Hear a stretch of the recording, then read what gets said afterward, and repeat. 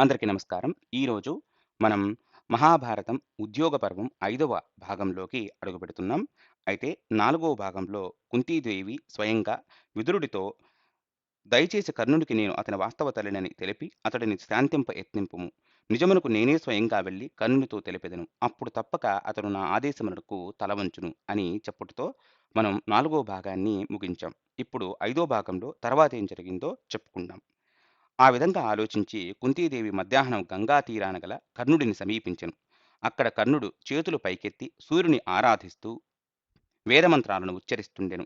కుంతీదేవి కర్ణుని ఆరాధన పూర్తయ్యేంత వరకు అతని వెనుకనే నిలబడి వేచి ఉండెను. కర్ణుడు తన ఆరాధనను ముగించుకొని వెనుకకు తిరగగానే కుంతీదేవి కనపడెను. అతడు వెంటనే చేతులను జోడించి నమస్కరిస్తూ ఇట్లనెను: ఓ మహారాణి, నేను అతిరథుడు మరియు రాధల కుమారుడనైన కర్ణుడను. మీరిప్పుడు ఇక్కడికి ఎందుకు వచ్చితిరో దయచేసి తెలుపగలరు. అప్పుడు కుంతీదేవి ఇట్లు బదులిచ్చెను: కర్ణ, నీవు నిజమునకు రాధా కుమారుడవు కావు. నిజమేమనగా పాండురాజుతో నా వివాహముకు పూర్వము సూర్యుడు నిన్ను నా గర్భమున స్థాపించెను. కేవలం నీవు నీ అజ్ఞానము చేత నీ సోదరులను గుర్తించక దుర్మార్గుడు మరియు అసూయాపరుడైన దుర్యోధనుని పక్షమును చేరితివి. కుమార, మా తమ తల్లిదండ్రులను అన్ని రకములుగా తృప్తిపరచుటయే మానవుల అత్యున్నత ధర్మము. పాండవులతో కలిసి కొనసాగుతూ దుర్యోధనుడు అపహరించిన రాజ్యమును తిరిగి పొంది దానిని అనుభవించుము. కుంతీదేవి అట్లు పలికిన పిమ్మట ఆప్యాయతతో కూడిన ఒక స్వరము సూర్యుని వైపు నుండి వినపడెను. సూర్యుడే స్వయంగా ఇట్లు ప్రకటించెను: కర్ణ, కుంతీదేవి తెలిపినదంతయు సత్యము. నీవు నీ శ్రేయస్సు కొరకు ఆమె సలహాను పాటించి పాండవుల పక్షము చేరుము. ఏమైనను తన వాస్తవ తల్లిదండ్రులు ఎంతగా ఒప్పింప ప్రయత్నించినను కర్ణుని హృదయము చెలింపలేదు. అతడు ఇట్లనెను: కుంతి, నీ ఆజ్ఞ పట్ల విధేయతను కలిగి ఉండుటయే నా అత్యున్నత విధిగా నేను భావింపను. ఎందుకనగా జన్మించగానే నీవు నన్ను విడిచితివి. క్షత్రియ జన్మతో లభించు గౌరవము నాకు లభింపకుండా చేసితివి. నిజమునకు నీవు నాకు శత్రువుగా వ్యవహరించితివి. ఇదివరకు ఎన్నడును నీవు నాకు మాతృప్రేమను అందించలేదు. మరిప్పుడు పాండవుల పక్షమున చేరమని ఎలా చెప్పగలుగుతుంటివి? దీనికి కారణం నీవు కేవలం స్వార్థముతో నన్ను సమీపించుటయే. అంతేగాకుండా నేను ఇదివరకే దుర్యోధనుడికి సహాయం చేసేదనని హామీని ఇచ్చి ఉన్నందున స్వార్థముతో నేను ఇప్పుడు అతడిని విడిచితినని అందరూ భావించుదురు. ఇన్ని సంవత్సరాలుగా కౌరవరాజుచే సహాయం పొందిన నేను అతని స్నేహమును ఎట్లు విడువగలను? నా సహాయముతో పాండవులను జయింపవలెనను అతని చిరకాల వాంఛను నేను ఎట్లు నిరాశపరచగలను? ఓ కుంతి, కపట హామీలతో నేను నిన్ను సంతోషపెట్టదలచలేనందున నేరుగా సత్యం వచిస్తుంటిని. నేను దుర్యోధనుని స్నేహమును విడువను. అంతేకాకుండా శత్రువుతో నా శక్తి మేరకు యుద్ధము చేసెదను. ఏమైనను నీ రాక వృథా కారాదు. నేను యుధిష్ఠిరుని, భీముని, నకులుని లేక సహదేవుని వధింపనని హామీ ఇస్తుంటిని. అర్జునుడితో మాత్రమే చివరి వరకు పోరాడెదను. నీ 5గురు పుత్రులు జీవించి ఉందురని నీవు విశ్వసించుము. ఎందుకనగా నేను అర్జునుని లేక అతడు నన్ను వధించుట జరుగును. అతని వాక్కులకు కుంతి మిక్కిలి సంతోషించి కర్ణుని ఆలింగనం చేసుకుని ఇట్లు వేడుకొనెను: పుత్రా, యుద్ధరంగంలోని తీవ్ర వాతావరణంలోనూ నీవు ఈ హామీని గుర్తుంచుకోగలవు. మరోవైపు ఉపప్లావ్యం చేరుకున్న శ్రీకృష్ణ భగవానుడు పాండవులకు హస్తినలో జరిగిన విషయములనన్నింటినీ వివరించి విశ్రాంతి తీసుకున్నట్టుకు వెళ్ళెను. ఆ సాయంకాలం పాండవులు ఇతర రాజులందరికీ సెలవిచ్చి ఏకాగ్ర మనస్సుతో అతడిని ప్రార్థించగా శ్రీకృష్ణ భగవానుడు వచ్చి వారి నడుమ ఆసీనుడయ్యెను. కురుసభలో జరిగిన విషయాలన్నింటినీ వివరింపవలసినదిగా యుధిష్ఠిరుడు శ్రీకృష్ణ భగవానుని కోరెను. భగవానుడు ఇట్లు తెలిపెను: ఓ రాజా, సంధి కొరకు హృదయపూర్వకముగా అభ్యర్థిస్తూ నేను సమావిష్టులైన రాజులందరినీ ఉద్దేశించి ప్రసంగించిన పిమ్మట దుర్యోధనుడు బిగ్గరగా నవ్వుతూ ప్రతిస్పందించెను. ఈ అహంకార ప్రదర్శనకు భీష్ముడు ఆగ్రహించి దుర్యోధనుని మందలించెను. అతడు దుర్యోధనుడికి విచిత్ర వీరుని మరణముతో ఎలా కురువంశము దాదాపు అంతరించేదో వివరించెను. చివరకు భీష్ముడు ఇట్లు ముగించెను: దుర్యోధన, ఎంతో జాగ్రత్తగా రక్షించుకొస్తున్నట్టి ఈ కురువంశం అంతరించిపోకుండునట్లుగా నీవు పాండుపుత్రులతో సంధి చేసుకునుము. ద్రోణుడు కూడా ఇట్లు పలికెను: పాండురాజు తన ఇరువురు భార్యలతో అడవికి వెళ్ళినప్పుడు అతడు రాజ్యపాలన బాధ్యతను ధృతరాష్ట్రునికి మరియు విదురునికి అప్పగించెను. విదురుడు తన జ్యేష్ఠ సోదరునికి సేవకునిలా ముఖ్య వ్యవహారములన్నింటినీ చూచుకొనెను. భీష్ముడు రక్షణ మరియు దౌత్య సంబంధాల బాధ్యతను నిర్వర్తించెను. దుర్యోధన, పూర్వపు ఐకమత్యమును ప్రశంసిస్తూ ఇప్పుడు నీవు పాండవులను నీ సోదరులుగా అంగీకరించి వారితో కలిసి కొనసాగుము. నేను నా కుమారుడు మరియు పాండుపుత్రుల నడుమ ఎట్టి భేదము చూపను. అట్లే నీవు కూడా కొంత విశాల హృదయముతో మెలుగగలను. విదురుడు ఇట్లు ప్రార్థించెను. భీష్మ, నీవు రాబోవు గొప్ప వినాశమును ఉపేక్షింపరాదు. నీవు ధృతరాష్ట్రుని మరియు నన్ను వెంటబెట్టుకుని అడవులకేగుము. లేనిచో దుర్యోధనుని బలవంతముగా బంధించి రాజ్యమును పాండవులకు అప్పగించుము. అట్లు పలికి విదురుడు దుఃఖముతో భారీగా నిట్టూర్చెను. వంశనాశం పట్ల భయముతో శకుని సోదరి అయిన గాంధారి ఇట్లు పలికెను. దుర్యోధన, నీవు నా భర్త మరియు విదురుని నుండి రాజ్యమును అపహరించితివి. వారిరువురు పాండురాజు పాలనలోని రాజ్యముకు సంరక్షకులు మాత్రమే. అందుచేత ఈ రాజ్యము పాండవుల హక్కు. సభికులను ఉద్దేశించి గాంధారి ఇట్లు పలికెను. ఓ భూపాలకులారా, రాజ్యము తిరిగి యుధిష్ఠిరునికి అందింపబడవలను. అతడు ధృతరాష్ట్రుడు మరియు భీష్ముని మార్గనిర్దేశములో పరిపాలింపగలడు. ధృతరాష్ట్రుడు ఇట్లు పలికెను. కుమారా, నా కుటుంబం యొక్క వైభవమును వివరించేతను వినుము. కురువంశం మొదట చంద్రుడి నుండి ఆరంభమయ్యెను. అక్కడి నుండి 6వ వాడు నహుషుని కుమారుడు యయాతి మహారాజు. అతనికి 5గురు పుత్రులు. అందులో దేవయానికి జన్మించిన యదు అందరిలోకి పెద్దవాడు. అతడు హస్తినాపురమును రాజధానిగా స్థాపించెను. కాని అతని అవిధేయత వలన అతని అనుజుడు పురురాజు సింహాసనమును అధిష్ఠించెను.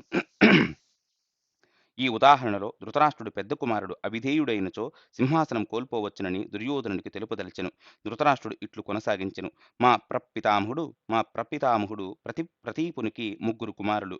వారు దేవాపి, బాహ్లికుడు మరియు శాంతనుడు. పెద్దవాడైన దేవాపి తండ్రి పట్ల మిక్కిలి విధేయతతో ఉండేవాడు. సోదరులు మరియు జనులందరూ అతడిని అమితముగా ప్రేమించేవారు. దానిచేత ప్రతీపుడు వృద్ధుడైనప్పుడు దేవాపికి రాజ్యమును అప్పగించి అడవులకు వెళ్ళదలచెను. చివరి క్షణంలో బ్రాహ్మణులు దేవాపి తెల్ల కుష్టు వ్యాధి పీడితుడొకటి చేత రాజ్యపాలనకు అర్హుడు కాదని అభ్యంతరం పలికిరి. అప్పుడు ప్రతీపుడు ఇష్టపడకున్నను దేహ సంబంధమైన లోపము చేత రాజ్యమును పరిపాలింపరాదని శాస్త్రవచనాలను అంగీకరింపక తప్పలేదు. అందుచేత తర్వాతి వాడైన బాహ్లీకుడు రాజయ్యును. కాని త్వరలోనే అతడు తన మేనమామతో నివసింపదలచి రాజ్యమును త్యజించి వెళ్ళిపోయిను. అతని మేనమామ అంగీకారంతో అనుజ సోదరుడైన శాంతనుడు కురు రాజ్యాధిపతి అయ్యెను. కుమారా, అట్లే నేను వ్యాసదేవుని పెద్ద కుమారుడనైనను నా అంధత్వము కారణమున రాజ్య పరిపాలన అర్హతను కోల్పోతిని. దానితో పాండురాజు రాజయ్యను. పాండురాజు మరణం పిమ్మట అతని పుత్రులకు సహజముగానే రాజ్యము అప్పగింపబడవలను. దుర్యోధన, నీ తండ్రి కాదనుకుని రాజ్యం పట్ల నీకు అత్యాశ ఉండరాదు. నీకు రాజసింహాసనమును అధిష్ఠించు హక్కు లేదు. అన్ని రకములుగా అర్హుడైన యుధిష్ఠిరుని నుండి రాజ్యమును అధర్మముగా అపహరింప ప్రయత్నిస్తుంటివి. దుర్యోధన, కనీసం రాజ్యములో సగభాగమునైనను నీవు పాండవులకు తిరిగి ఇవ్వవలను. దానితో నీవు సుఖ సమృద్ధులతో జీవనం కొనసాగించవచ్చును. అప్పుడు శ్రీకృష్ణ భగవానుడు ఇట్లు ఇంకా కొనసాగించెను. తన తల్లి, తండ్రి మరియు ఇతర పెద్దల బలమైన పలుకులు కూడా దుర్యోధనుని భూపాలకుడు కావాలనను దృఢనిశ్చయమును ఏమాత్రము చెలింపలేకపోయెను. అందుకు విరుద్ధముగా ఈ సలహాలను వినిన దుర్యోధనుడు మరింత అధికముగా కోపోద్రిక్తుడయ్యెను. చివరకు అతడు సోదరులు మరియు స్నేహితులు అనుసరించగా ఎర్రటి కళ్లతో సభ నుండి విసురుగా బయటకు వెళ్ళిపోయెను. దుర్యోధనుడు భీష్ముని ఆధ్వర్యములో తన సైన్యమును కురుక్షేత్రముకు తరలి వెళ్ళుటకు ఆదేశించెను. నిపుణుడైన దౌత్యవేత్తగా మొదట నేను దుర్యోధనునికి మీతో స్నేహము చేత కలిగే ప్రయోజనాలను వివరించి సంధి కొరకై అతనిపై ఒత్తిడిని తెచ్చితిని. ఆ ప్రయత్నం విఫలమవ్వగా వివిధ రకాలుగా పలుకుతూ కౌరవుల నడుమ అసమ్మతిని సృష్టింపదలచితిని. అది కూడా నిష్ఫలమైనప్పుడు కనీసం మీకు 5 గ్రామాలనైనా ఇచ్చినను సంధి ఒప్పందం చేసుకోవచ్చునని ప్రతిపాదించితిని. ఆ సలహా కూడా దుర్యోధనునికి అంగీకారం కాకపోవుటతో మందలించుట ఒక్కటే మార్గముగా మిగిలెను. శ్రీకృష్ణ భగవానుని ప్రయత్నము విఫలమైన విషయమును ఎరిగిన యుధిష్ఠిరుడు తన 7 అక్షౌహిణుల సైన్యముకు 7గురు సైన్యాధ్యక్షులను నియమించెను. వారు ద్రుపదుడు, విరాటుడు, దృష్టద్యుమ్నుడు, శిఖండి, సాత్యకి, చేకితానుడు మరియు భీముడు. సర్వసైన్యాధ్యక్షునిగా ఎవరిని నియమింపవలనని సలహాలను అడుగుతూ మొదట సహదేవుని ప్రశ్నించెను. సహదేవుడు విరాటుని పేరును తెలుపగా నకులుడు ద్రుపదుని ప్రతిపాదించెను. అర్జునుడు దృష్టద్యుమ్నుడు అనగా భీముడు శిఖండి పేరును సూచించెను. శ్రీకృష్ణ భగవానుడు యుధిష్ఠిర మహారాజుతో ఇట్లనెను. పాండుపుత్రులారా, మీరు తెలిపిన యోధులందరూ మన సైన్యమును నడుపుటకు ఖచ్చితముగా అర్హులైనను నేను దృష్టద్యుమ్నునికి ప్రాధాన్యమిచ్చెదను. సమావిష్టులైన రాజులందరూ శ్రీకృష్ణ భగవానుని ఎంపికను సంతోషముగా అంగీకరిస్తూ ఉత్సాహముతో హర్షధ్వానాలు చేసిరి. ప్రధాన యోధులు తమ సైన్యమును గొప్ప ఉత్సాహముతో ఏర్పాటు చేసుకోనారంభించిరి. మరుసటి రోజు ఉదయం బ్రాహ్మణులకు అపారముగా దానధర్మాలను చేసి వారు కురుక్షేత్రముకు బయలుదేరారు. యుధిష్ఠిర మహారాజు సైన్యం నడుమ ఉపస్థితుడై ఉండెను. పాండవుల సైన్యమును అనేక వాహనాలు, జంతుగ్రాసము, శిబిరములు, పశువులు, వైద్యులు, సేవకులు మరియు సంపదలను తీసుకువెడుతూ అనుసరించెను. అట్లు వెడుతున్న సమయంలో ఈ గొప్ప ఊరేగింపు సముద్రముకు వలె కనిపించెను. ద్రౌపది మరియు ఇతర స్త్రీలు అనేక మంది అంగరక్షకులతో ఉపప్లావ్యములోనే ఉండిపోయిరి. పాండవ సైన్యము కురుక్షేత్ర సరిహద్దులను చేరుకొనగానే యోధులందరూ తమ తమ శంఖాలను పూరించిరి. ఆ ధ్వని వారి ఆనందమును ఇనుమడింపజేసెను. యుధిష్ఠిర మహారాజు సైన్య శిబిరాలను హిరాన్వతి నది ఒడ్డున గడ్డితో కూడిన మైదానంలో ఏర్పాటు చేయమని ఆజ్ఞాపించెను. వారు అక్కడకు చేరుకొనగానే అక్కడి దుర్యోధనుని రక్షకులు భయముతో పారిపోయిరి. సాత్యకి భూమిని కొలిచి శిబిరాలకు నెలకొల్పుటకు కావలసిన ప్రదేశమును కేటాయించెను. శ్రీకృష్ణ భగవానుడు స్వయంగా ఆ శిబిరముల చుట్టూ కందకమును ఏర్పాటు చేయించెను. విశాల భవనాలుగా కనిపించు వేలాది శిబిర మంటపాలు వెంటనే ఏర్పాటు చేయబడెను. వాటిని అన్ని రకాల ఆహార పానీయాలు మరియు ఇతర యుద్ధ సామగ్రితో నింపారు. యుధిష్ఠిర మహారాజు శ్రీకృష్ణ భగవానుని సమీపించి ఇట్లు వేడుకొనును. హే ప్రభు, జరగబోయే యుద్ధముకు ఎలా సంసిద్ధము కావలను నాకు మరింకొన్ని సూచనలను చేయగలరు. నాకు కురుసభలో హస్తినులో కౌరవులు ఇంకను ఏమి పలికిరో వినదలచితిని. దయచేసి తెలుపగలరు. శ్రీకృష్ణ భగవానుడు ఇట్లు బదులిచ్చెను. దుర్యోధనుడు నా హితకరమైన సలహాలను నిరాకరించినను భీష్ముడు, ద్రోణుడు మరియు ఇతరులు అతడిని అనుసరింప నిశ్చయించుకొనినట్లుగా అగుపించెను. ఏది ఏమైనను ఇంకేమి పలుకనవసరము లేదని గ్రహించితిని. మీ శ్రేయస్సును విస్మరిస్తూ శాంతి సాధింప వాంఛింపలేను. కనుక యుద్ధము అనివార్యమని నేను ముగించితిని. కనుక ఇకపై నీవు ఈ యుద్ధము యొక్క ఆవశ్యకతకు సంబంధించిన నీ సందేహములన్నింటినీ విడిచిపెట్టుము. యుధిష్ఠిర మహారాజు తన సైన్యము సిద్ధము చేయనారంభించెను. కాని అట్టి సమయములో జరగబోయే వినాశమును తలుచుకుని అతడు ఎంతగానో బాధపడుతుండెను. అతడు పదే పదే భారీగా నిట్టూర్చసాగెను. చివరకు తన సోదరుల సమక్షంలో యుధిష్ఠిర మహారాజు ఇట్లు ప్రకటించెను. అరణ్యవాస ప్రతిజ్ఞను నిలబెట్టుకునే సమయంలో నేను పడిన కష్టములన్నీ నిరర్థకమని ఇప్పుడు రుజువయ్యెను. నా రాజ్యమును తిరిగి సాధించి సంతోషముగా జీవించుటకు బదులుగా ఇప్పుడు మరింత అధిక దయనీయ పరిస్థితికి నెట్టబడి తిని. అది నేను నా బంధువులతోనూ మరియు పెద్దలతోనూ యుద్ధము చేయవలసి ఉండుట. అర్జునుడు ఇట్లు బదులిచ్చెను. యుధిష్ఠిరా, ఈ యుద్ధము మన తల్లి మరియు శ్రీకృష్ణ భగవానుని నిర్దేశానుసారమే జరుగుతున్నందున ఇది పాపకార్యము కాదని విశ్వసించము. దయచేసి ఇట్లు విచారించుటను విడువుము. ఈ యుద్ధమును విరమింపవచ్చుననే మూర్ఖపు ఆశను విడిచిపెట్టుము. శ్రీకృష్ణ భగవానుడు దానిని నిర్ధారిస్తూ ఇలా పలికెను. ఓ రాజా, ఇప్పుడు ఇంకనూ యుద్ధము నుండి విరమించు అవకాశము లేదు. ఎందుకంటే మన మనస్సులు యుద్ధముకు సిద్ధపడిపోయెను. మరోవైపు హస్తినాపురములో శ్రీకృష్ణ భగవానుడు నిష్క్రమించిన పిమ్మట దుర్యోధనుడు దుశ్శాసనుని, కర్ణుని మరియు శకునితో సంప్రదించెను. శ్రీకృష్ణ భగవానుడు యుద్ధము జరుగునని నిర్ధారించుటతో కౌరవరాజు తన అనుచరులను సైన్యమును సిద్ధము చేయవలసినదిగా ఆజ్ఞాపించెను. ఆలస్యము లేకుండా సైన్యము కురుక్షేత్రమును చేరుకోవాలనేది అతని ఆలోచన. మరుసటి రోజు ఉదయం దుర్యోధనుడు తన 11 అక్షౌహిణుల సైన్యమును విభజించెను. అతడు ఒక్కొక్క రథముకు 10 మంది గజరథ యోధులను, ఒక్కొక్క గజయోధునికి 10 మంది సైనికులు, ఒక్కొక్క అశ్విక సైనికునికి 10 మంది పదాతి దళాలను కేటాయించెను. కృప, ద్రోణ, శల్య, జయద్రథ, సుదక్షిణ, కృతవర్మ, అశ్వత్థామ, కర్ణ, భూరిశ్రవ, శకుని మరియు బాహ్లీకులను తన 11 అక్షౌహిణులకు సైన్యాధ్యక్షులుగా నియమించెను. దుర్యోధనుడు గొప్ప యోధులైన వీరందరినీ వెంటబెట్టుకుని భీష్ముని సమీపించి ఇట్లు వేడుకొనెను. పితామహ, ఇరువురు వ్యక్తుల బుద్ధి ఎన్నటికీ ఒకేలాగా ఉండదు. మీరు సర్వసైన్యాధ్యక్షునిగా ఉండవలనని నేను ప్రార్థిస్తుంటిని. సైన్యాధ్యక్షులు వారి అహంకారము మరియు పరాక్రమము చేత ఒకరి పట్ల మరొకరు ఎల్లప్పుడూ ద్వేషముతో ఉందురు. అందుచేత ప్రధాన నాయకుని ఆవశ్యకత ఎంతో కలదు. భీష్ముడు ఇట్లు పలికెను. ఓ రాజా, నీ ప్రతిపాదనను నేను అంగీకరించెదను. కాని అందుకు ముందుగా నీకు ఒక హెచ్చరిక చేయవలసి ఉండును. పాండవులు నాకు మిక్కిలి ప్రియమైన వారు. అందుచేత నేను ఎన్నడూను వారి క్షేమమును విస్మరించను. ఈ ప్రపంచంలో నాతో సమానమైన ఒకే ఒక యోధుడు అర్జునుడు. ఏమైనను గౌరవము చేత అతడెన్నడూను నాతో ఘోర యుద్ధముకు సిద్ధపడడు. అట్లే నేను సులభముగా దేవతలను, దానవులను, మానవులను మరియు రాక్షసులను ఒక్కసారిగా జయింపగలిగినను పాండవులను మాత్రం ఎన్నటికీ సంహరింపను. దుర్యోధన, ప్రతిరోజు కనీసం 10,000 మంది యోధులను వధించెదనని హామీ ఇస్తుంటిని. ఏమైనను సైన్యాధ్యక్షుని పదవిని అంగీకరించుటకు ముందు ఒక నిబంధనను విధిస్తుంటిని. కర్ణుడు ఎల్లప్పుడూ తన పరాక్రమముకు సంబంధించి ప్రగల్భాలు పలుకుతుండును. కనుక నేను గాని అతడు గాని ఒక్కరమే యుద్ధములో ముందుగా పోరాడవలెను. ఇరువురము కలిసి పోరాడెదము.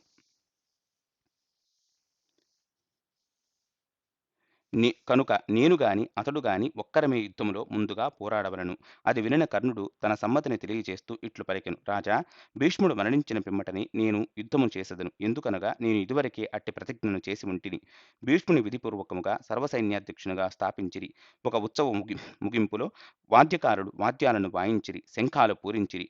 యోధులందరూ సింహగర్జనలు చేసిరి. ఏమైనను అభిమానులు ఇంతగా ప్రోత్సాహం పొందినను కొన్ని దుశ్శకునాలు గోచరించెను. ఆకాశంలో మేఘాలు లేకపోయినను రక్తపు వాన కురిసెను. హఠాత్తుగా భయంకరమైన గాలులు వీచెను. భూమి కంపించసాగెను. మండుతున్న ఉల్కలు ఆకాశమంతటా వ్యాపించాయి. అన్ని దిక్కుల నుండి వికృత ధ్వనులు వినిపించెను. కౌరవ సైనికుల హృదయాలలో నిరాశను నింపుతూ, ఘోర విపత్తును సూచిస్తూ నక్కలు అమంగళకరముగా అరిచెను. భీష్ముడు స్థాపించబడిన పిమ్మట స్థాపింపబడిన పిమ్మట బ్రాహ్మణులకు అపారముగా దానాలు ఇవ్వబడెను. దానితో వారు నూతన సైన్యాధ్యక్షుడిని ఆశీర్వదించిరి. అటు పిమ్మట సైన్యము కురుక్షేత్రముకు బయలుదేరెను.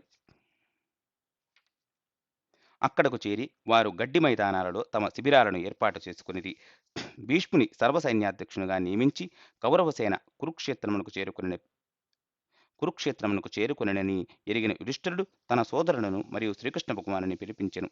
అప్పుడు అక్రూరుడు, గాధ, సాంబ, ఉద్ధవ, ప్రద్యుమ్న మరియు చారుదేష్ణ వంటి అనేక మంది యుధువీరులతో బలరాముడు పాండవుల శిబిరమునకు విచ్చేసెను. బలరాముడు నీలిరంగు పట్టు వస్త్రాలను ధరించిన కైలాస పర్వతము వలె అగుపించెను. అతడిని చూడగానే సమావేశమైన రాజులందరూ అతడి గౌరవార్థము వెంటనే లేచి నిలుచుండిరి. తరువాత యుధిష్ఠిరునితో పాటు బలరాముడు కూడా ఒకే సింహాసనంపై ఆసీనుడయ్యెను. ఇతర రాజులందరూ ఆసీనుడైన పిమ్మట అతడు సభను ఉద్దేశించి ఇట్లు ప్రసంగించెను. భూపాలకులారా, యుద్ధ సన్నాహాలను చూచి నేను సంతోషింపకున్నను ఈ యుద్ధము అనివార్యమని నేను అంగీకరింతును. కౌరవులకు మరియు పాండవులకు సమానముగా సహాయపడమని నేను నా అనుచుడు శ్రీకృష్ణుని పదే పదే కోరితిని.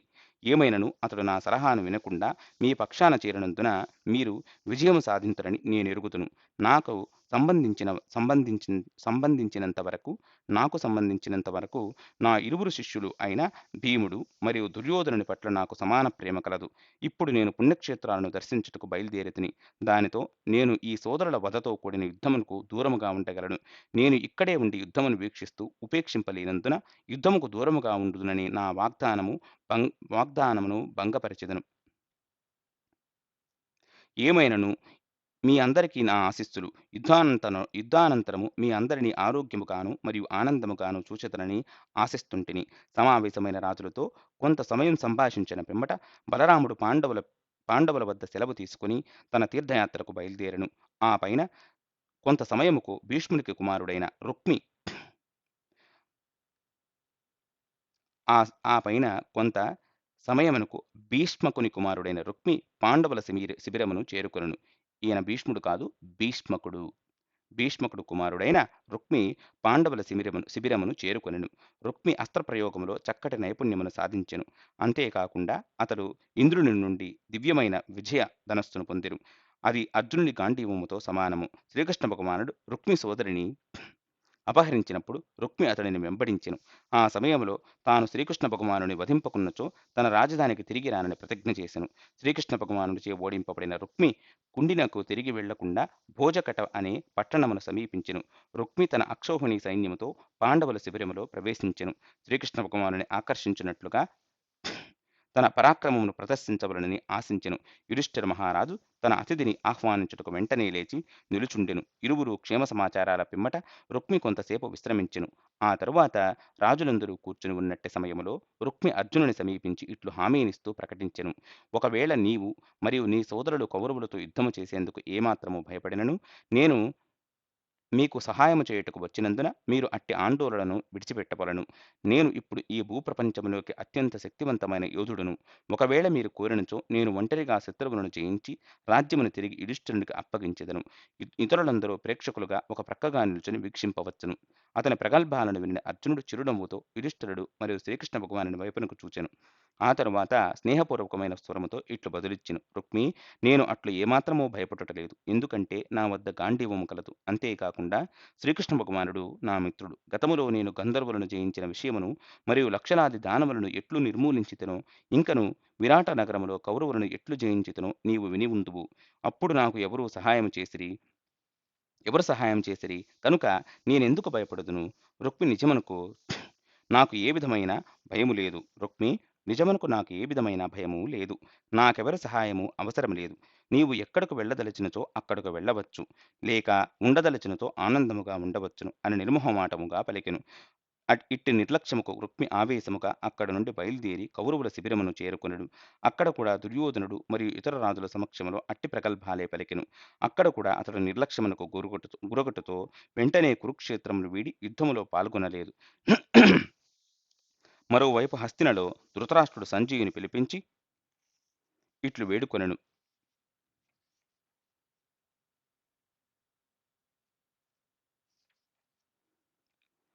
దయచేసి నాకు 2 సైనిక శిబిరాలలో ఏమి జరుగుతున్నదో తెలుపుము. ఈ ప్రమాదం ముంచుకొచ్చునని మొదటి నుండి నేను ఎరుగుదును. ఏమైనను విధి బలీయమైనందున మోసపూరితుడైన నా కుమారుని నియంత్రించుటకు ప్రయత్నించి ఈ భయంకరమైన యుద్ధమును నిలువరింపలేకపోతిని. నిజమునకు నేను దుర్యోధనుని నియంత్రించుటకు ప్రయత్నించిన ప్రతిసారి అతని ప్రభావముతో నా బుద్ధి ధర్మ మార్గము నుండి పెడద్రోవపడుతుండెను. సంజయుడు ఇట్లు బదులిచ్చెను. ఓ రాజా, ఈ యుద్ధమునకు దుర్యోధనుడు మాత్రమే కారణమని అనవద్దు. అట్లే విధిని కూడా నిందింపవద్దు. నీ కుమారుడు మరియు అతని మిత్రుడు కురుక్షేత్రము చేరిన పిమ్మట ఏమి జరిగనో తెలియజేసేదను, దయచేసి వినుము. మొదట దుర్యోధనుడు ఉలూకుని రప్పించి అతనితో పాండవులకు ఇట్లు సందేశమును పంపెను. యుధిష్ఠిరా, భూతలంపై జనాభాను నశింపజేసే వాడవు అగుదువని తెలిసినను జీవులందరికీ రక్షకునిగా ఖ్యాతి సాధింపలేదా? ఇట్టి ఈ అధర్మ మార్గమును ఎట్లు అనుసరింపగలవు? దీనినే మార్జాల వ్రతము అందురు. నీవు ఈ విషయములో నారదుడు ధృతరాష్ట్రునికి తెలిపిన ఒక కథను తెలిపెదను. ఒకప్పుడు గంగ ఒడ్డున ఒక దుష్టబుద్ధి కలిగిన పిల్లి నివసించేది. ఒకరోజు ఆ ప్రాంతంలోని జంతువులన్నింటినీ మోసము చేయదలచి ఇట్లు ప్రకటించెను. మిత్రులారా, నేను అన్నింటినీ త్యజించి పుణ్యము మరియు తపస్సును సాధన చేస్తూ నా హృదయమును పవిత్రపరచుకోదలచితిని. గొప్ప భక్తునిగా ప్రదర్శన చేస్తూ ఆ పిల్లి చేతులు పైకెత్తి భగవంతుని ధ్యానించున్నట్లుగా నది ఒడ్డున నిలబడుతుండెను. ఫలితముగా కొద్ది కాలములోనే అక్కడ నివసిస్తున్న పక్షులన్నింటికీ విశ్వాసము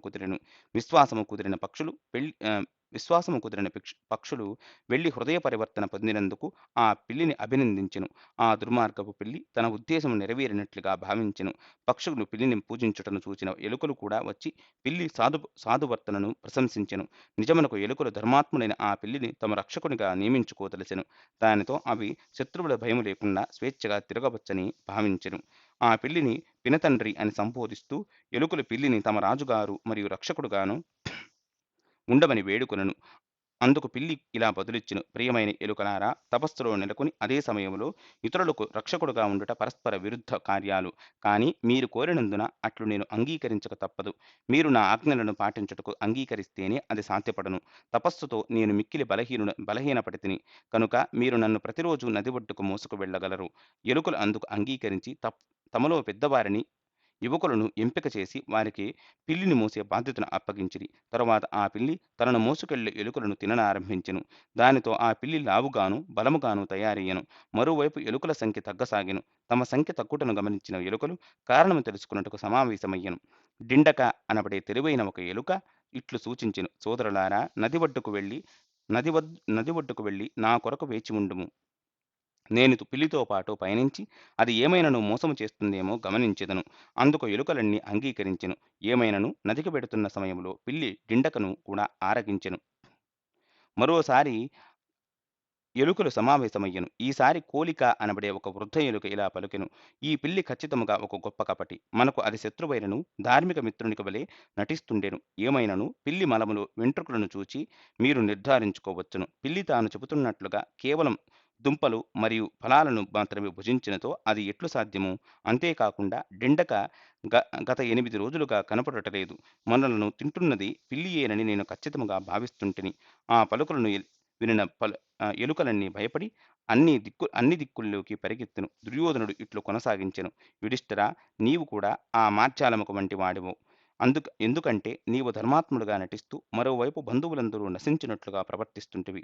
ఇప్పుడు ఒక కపటపూరితమైన నీ సాధు నడతను విడిచి యుద్ధము చేయుము. ఏమైనను మేము ఎలుకలమని నీవు భావింపవచ్చును. కాని మేము ఎలుకలము కాదు. తరువాత దుర్యోధనుడు ఇట్లు సవాలు విసిరెను. ఓ కృష్ణ, నీవు మా రాజసభలో ప్రదర్శించిన భయంకర రూపమును మరోసారి ప్రదర్శించుటను మేము అట్టి మాయా ఉపాయాలు రణరంగములో నీ ప్రాణము కాపాడుకొనుటకు ఉపయోగపడవు.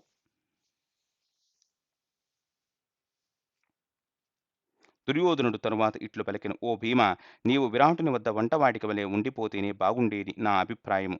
కాని యుద్ధము చేసేందుకు నీవు ఇక్కడికి వచ్చుట చేత దుశ్శాసనుని రక్తము త్రాగెదనను నీ ప్రతిజ్ఞ నెరవేర్చుకోగలవేమో చూచెదము." సంజయుడు ఇట్లు కొనసాగించెను. మహారాజా, నీ పుత్రుడు ఇట్లి ప్రగల్భాలతో కూడిన సందేశమును పాండవుల పక్షమున గల ఇతర యోధులకు కూడా పంపెను. అటు పిమ్మట అతడు బిగ్గరగా నవ్వి తాను తెలివిగా ఇతరులను అవమానపరచెనని అహంకరించెను. పిమ్మట దుర్యోధనుడు తన చేతిలో పాండవులు అనుభవించిన అవమానాలను, కష్టాలన్నింటినీ గుర్తు చేసెను. వారు తనపై ప్రతీకారం తీర్చుకోవచ్చునని నిందిస్తూ సవాలు విసిరెను. నిజమునకు నీ మూర్ఖపు కుమారుడు ప్రగల్భాలు పలుకుతూ ఉన్మత్తుడయ్యెను. చివరకు అతడు ఇట్లు ప్రకటించెను. 1000 మంది కృష్ణుల సహాయముతో 1000 మంది అర్జునులు రణరంగములో నాపై దాడి చేసినను నేను సులభముగా వారిని పారద్రోలగలను. ఉలూకుడు ఆ సందేశాలతో పాండవుల శిబిరముకు వెళ్ళెను. యుధిష్ఠిర మహారాజును సమీపించి అతడు ఇట్లు అర్థించెను. "ఓ రాజా! నా విధిలో భాగముగా నేను వినిపించే వాక్కులను విని ఆగ్రహింపరాదు." యుధిష్ఠిర మహారాజు భయపడనవసరం లేదని ఉలూకునికి హామీనిచ్చెను. శకుని కుమారుడు దుర్యోధనుని సందేశాలను వినిపించెను. ఆ సందేశాలు ఇట్లు కలవు. "ఓ పాండుపుత్రులారా! పాచికలాటలో మీరు మీ రాజ్యమును ఎట్లు కోల్పోయిరో గుర్తు తెచ్చుకోగలరు. అట్లే కౌరవ కౌరవ పెద్దల ఎదుట మీ భార్య ఎలా అవమానింపబడినదో, దానిని పెద్దలు ఎలా నిలువరింపలేకపోయిరో గుర్తు తెచ్చుకోగలరు. అరణ్యవాసములో మీరు గడిపిన దుర్భర జీవితమును మరియు అజ్ఞాతవాసములో విరాటుని కొలువులో ఏడాది కాలం సేవకులుగా మీకు ఎట్లు గడపవలసి వచ్చెనో గుర్తు తెచ్చుకోగలరు. ఇప్పుడు మీకు సాధ్యమైనచో పురుషులుగా యుద్ధము చేసి మీ రాజ్యమును తిరిగి సాధించుకోగలరు. ఏమైనను రణరంగంలో బలీయమైన కౌరవ సైన్య శ్రేణిని చూచి మీరు పశ్చాత్తాపపడుతూ మీ రాజ్యమును తిరిగి పొందు కోరికను త్యజించెదరని నేను ఖచ్చితముగా ఎరుగుదును." దుర్యోధనుని సందేశాలను ఉలూకుని నుండి వినిన పాండవులు తీవ్ర ఆందోళనకు గురైరి. ఏమైనను ఉలూకుడు వారిని మరింత అధికముగా రెచ్చగొడుతూ అహంకారంతో సందేశాలను మరోసారి వినిపించెను. దానితో పాండవులు మరింత అధికముగా ఆగ్రహించిరి. ఎర్రబడిన కన్నులతో ఒకరినొకరు చూచుకోసాగిరి. శ్రీకృష్ణ భగవానుడు చిరునవ్వుతో ఉలూకునితో ఇట్లు పలికెను. "నీవు తిరిగి దుర్యోధనుని చేరుకొని అతని సవాళ్ళన్నింటికీ మేము సమాధానమిచ్చెదమని తెలియజేయము." ఏమైనను శ్రీకృష్ణ భగవానుని సందేశం వినిన పిమ్మట కూడా ఉలూకుడు మూడోసారి దుర్యోధనుని సందేశాలను వినిపింపనారంభించెను. అర్జునుని ఆందోళన అధికమవ్వగా తన నుదుటిపైన చెమటను తుడుచుకోవలసి వచ్చెను. నిజమునకు అర్జునుని చూచి ఇతర రాజులు కూడా ఆగ్రహముతో దహించుకుపోయిరి. అర్జునుని మరియు శ్రీకృష్ణ భగవానుని అవమానపరిచే పలుకులను మరోసారి వినవలసి వచ్చుట కూడా వారి ఆగ్రహముకు కారణమయ్యెను. అందుచేత దృష్టద్యుమ్నుడు, శిఖండి, సాత్యకి, ఘటోత్కచుడు, ద్రౌపది కుమారులు, అభిమన్యుడు, దృష్టకేతు మరియు మాద్రి కవలపుత్రులు వారి ఆసనాల నుండి ఒక్కసారిగా ముందుకు దూకిరి. భీముడు పళ్ళు నూరుతూ క్రోధముతో చేతులను నలుపుతూ ఇట్లు ప్రతిజ్ఞ చేసెను. "మూర్ఖరాయబారి, సూర్యుడు ప్రకాశించుట ఎంత వాస్తవమో అంతే వాస్తవముగా నేను దుర్యోధనుని మరియు అతని సోదరులందరినీ రణరంగములో వధించెదనని వెళ్ళి అతనికి తెలుపుము." అట్లే సహదేవుడు ఉలూకుని మరియు అతని తండ్రి శకునిని కూడా వధించెనని ప్రతిజ్ఞ చేసెను. అప్పటికి కొంత శాంతించిన అర్జునుడు చిరునవ్వుతో భీముడు మరియు సహదేవుని ఉద్దేశించి ఇట్లు పలికెను. "సోదరులారా, రాయబారులతో కఠినముగా సంబోధించుట సరికాదు. పంపిన సందేశాలను వినిపించుట వారి విధి." ఉలూకుని వైపునకు తిరిగి అర్జునుడు ఇట్లు పలికెను దుర్యోధనునికి. "నా ఈ చిన్ని సందేశమును తెలుపుము. ఓ రాజా! రేపు రణరంగములో నేను నా గాంధీవముతో సమాధానమిచ్చెదను. ఎందుకంటే నపుంసకులు మాత్రమే అవమానకర వాక్కులతో జవాబు ఇచ్చెదరు." సమావేశంలోని రాజులందరూ అర్జునుని సమాధానమును చప్పట్లతో హృదయపూర్వకముగా ప్రశంసించిరి. యుధిష్ఠిర మహారాజు అర్జునుని సవరిస్తూ ఇట్లు పలికెను. "సోదరా, ఉత్తముడైన ఏ మహారాజు కూడా అవమానమును సహింపకూడదు." యుధిష్ఠిర మహారాజు కూడా దుర్యోధనుని పలుకులకు ఆగ్రహించెను. అతడు ఇట్లు సందేశమును పంపెను. "ఓ దుష్టుడా, పాపాత్ముడా, నీవు ప్రత్యక్షముగా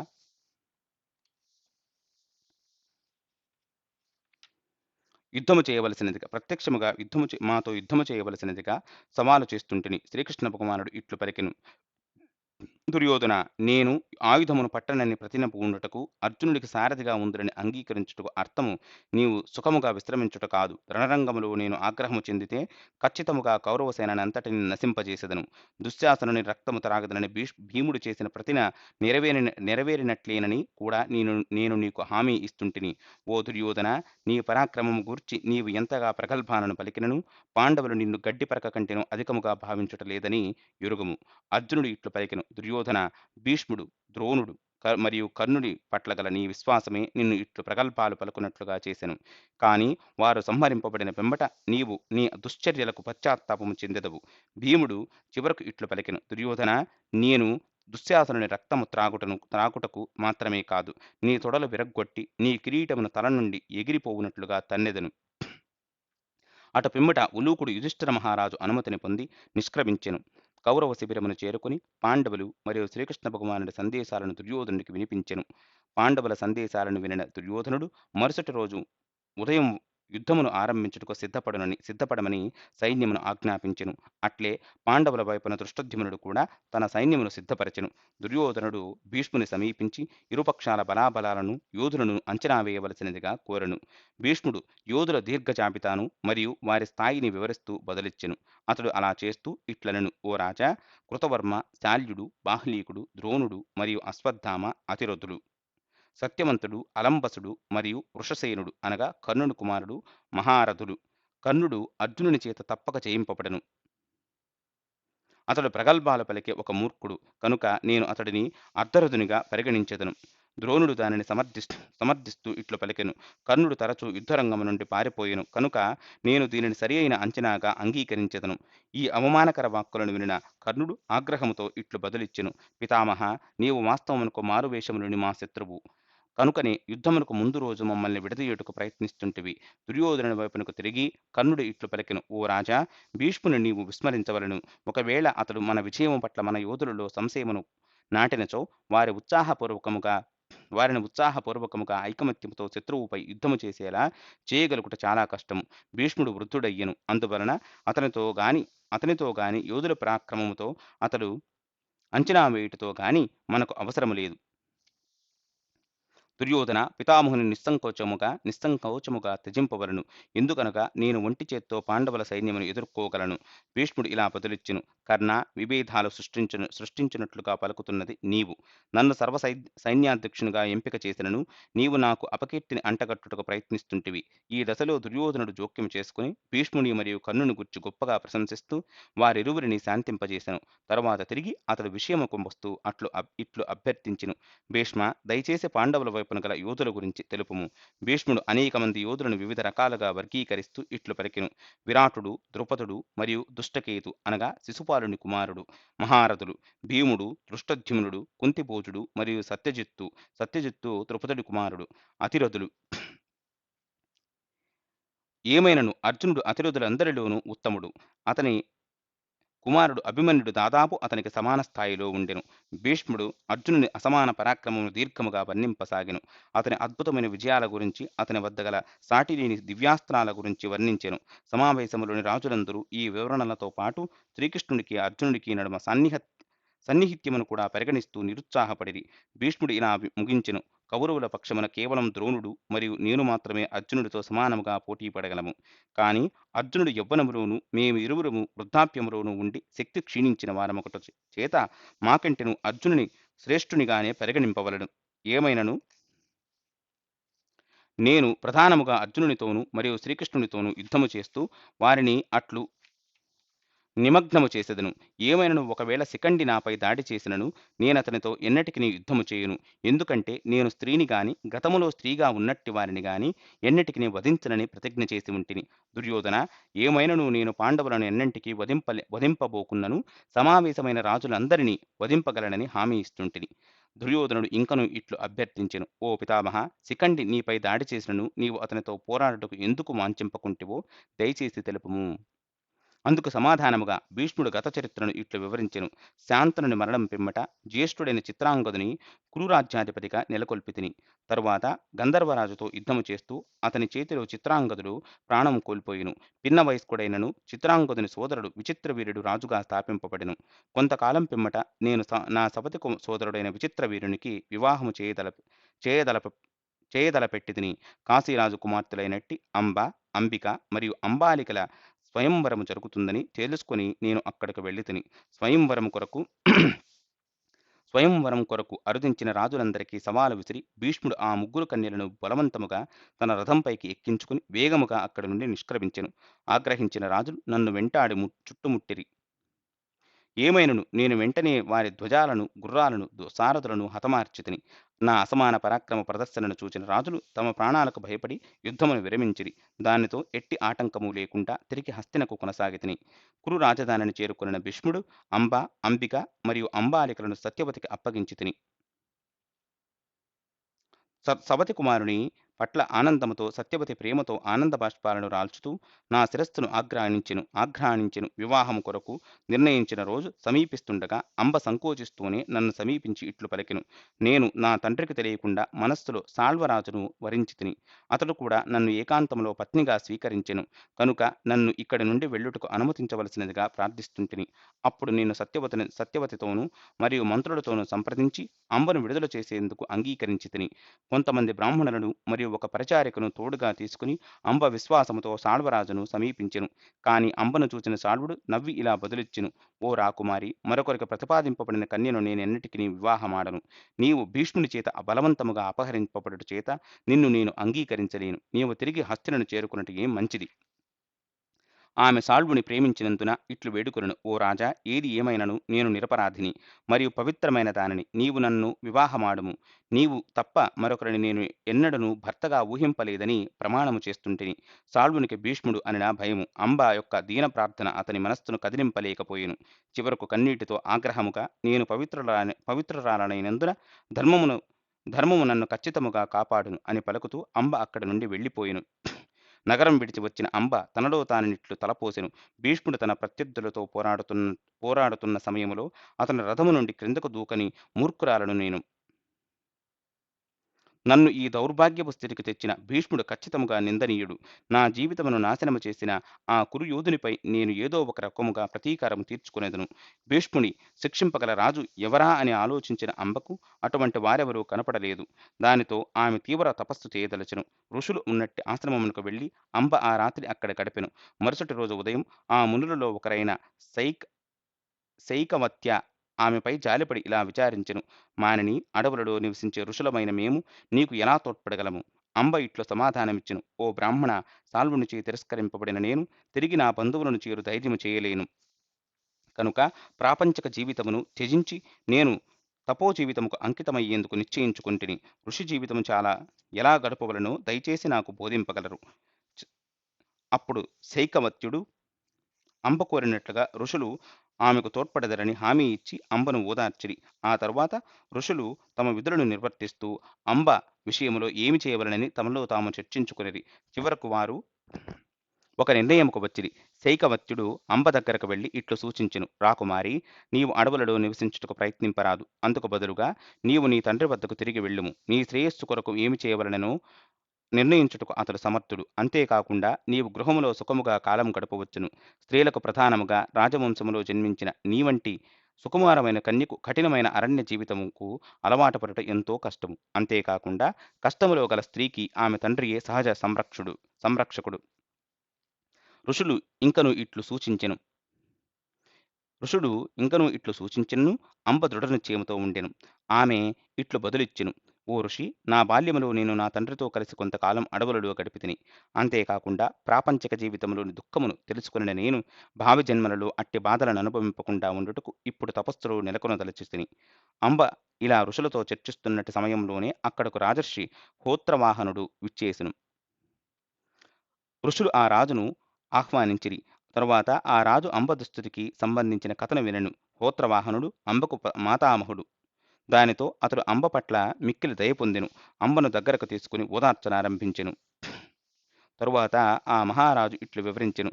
అంబ, నేను నీ పితామహుడను కనుక అంబ, నేను నీ మాతామహుడను కనుక నీ శ్రేయస్సు కోరి నీకు సలహా ఇస్తుంటిని.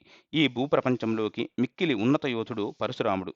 అతని సానుభూతిని నీవు పొందగలిగితే అతడు నీ కోరిక నెరవేరినట్లు చేయును. అంబ ఇట్లు బదులిచ్చెను. ఓ రాజా, నేను తప్పకుండా మీ సూచనను పాటించెదను. పరశురాముడు ఎక్కడ ఉండునో దయచేసి నాకు తెలుపగలరు. అప్పుడు హోత్రవాహనుడు ఇట్లు పలికెను. జమదగ్నిపుత్రుడు మహేంద్రగిరి పైన తపస్సు చేస్తుండును. నీవు అతడిని సమీపించి నా పేరు తెలిపినచో అతడు తప్పక నీకు సహాయం చేయగలడు. ఎందుకంటే మేమిద్దరం మంచి స్నేహితులము.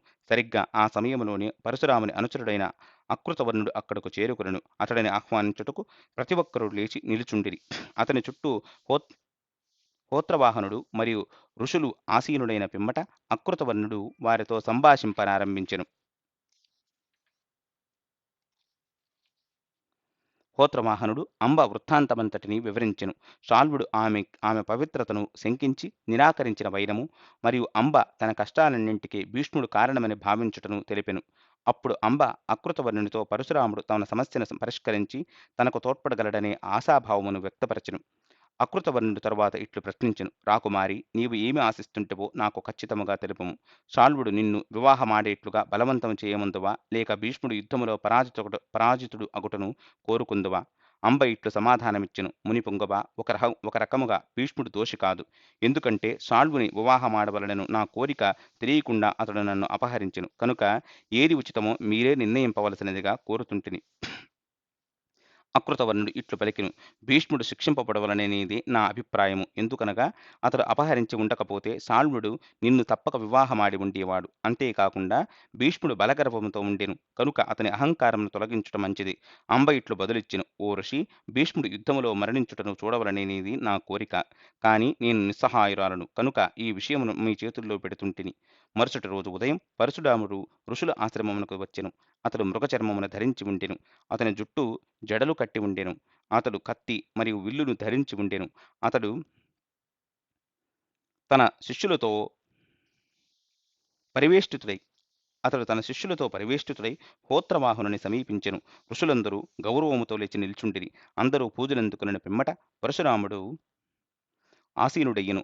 హోత్రవాహనుడు మరియు మునులు అతని చుట్టూ ఆసీనులైరి. చివరకు కొంత సమయమునకు పరశురామునితో సంభాషించిన పిమ్మట హోత్రవాహనుడు అతనికి అంబను పరిచయము చేసెను. అంబ సహాయము అవసరమని మహారాజు తెలుపగా పరశురాముడు అంబను ముందుకు వచ్చి తన కష్టమేమిటో వివరించమని అడిగెను. అంబ పరశురాముని ఎదుటకు వచ్చి తల వంచి నమస్కరిస్తూ అతని పాదాలను స్పృశించి చేతులు జోడించి మౌనముగా నిల్చుండెను. తరువాత స్త్రీ సహజ స్వభావముతో రోదింపనారంభించి జమదగ్నిపుత్రుని శరణు వేడెను. మిక్కిలి దయాళుడైన అతడు అంబ కోరికను తీర్చుదనని హామీ ఇచ్చి ఆమె కోరికను తెలుపమనెను.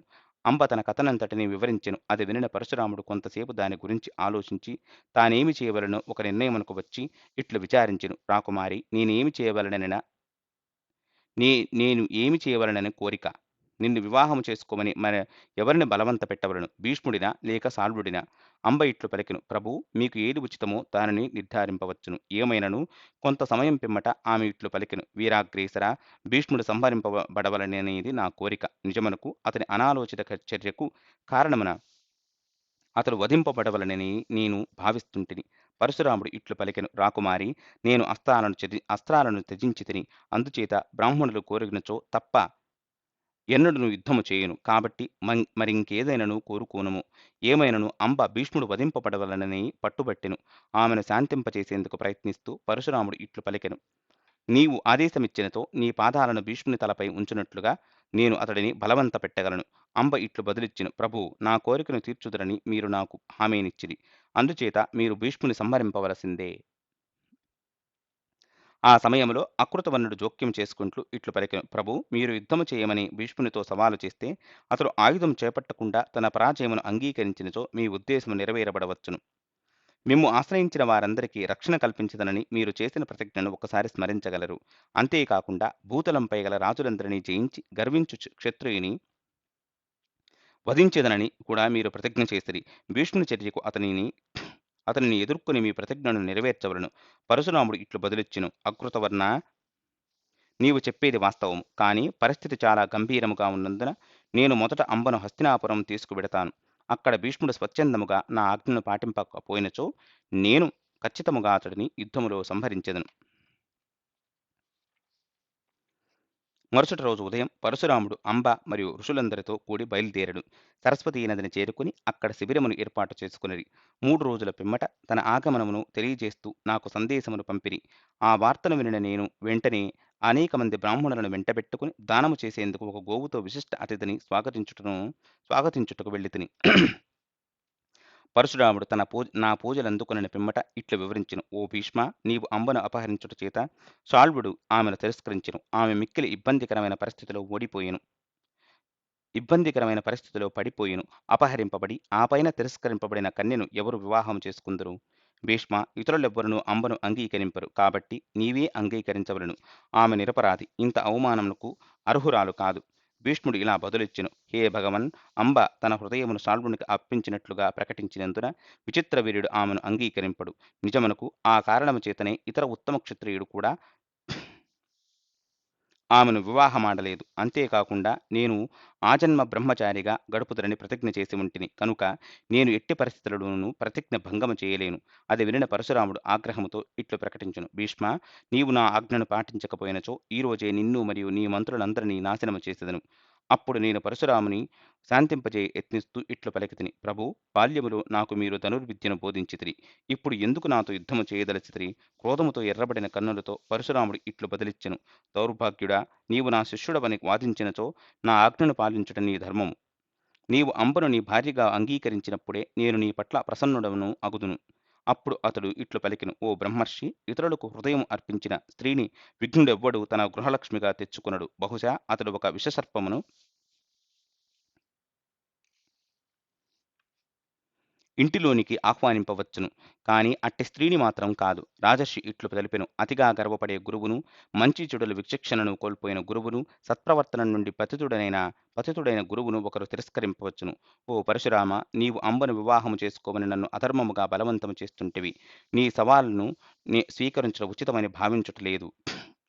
ఈ యుద్ధము గతములో నీవు సంహరించిన క్షత్రియుల రక్తముతో నీ పూర్వీకులకు తర్పణమిచ్చిన కురుక్షేత్రంలో జరగవచ్చుగాక. నిన్ను వధించి ఆ రాజులకు నేను తర్పణమిచ్చెదను. నీవు భూతలంపైన గల క్షత్రియులందరినీ వధించితవని గొప్పలు పలికితివి.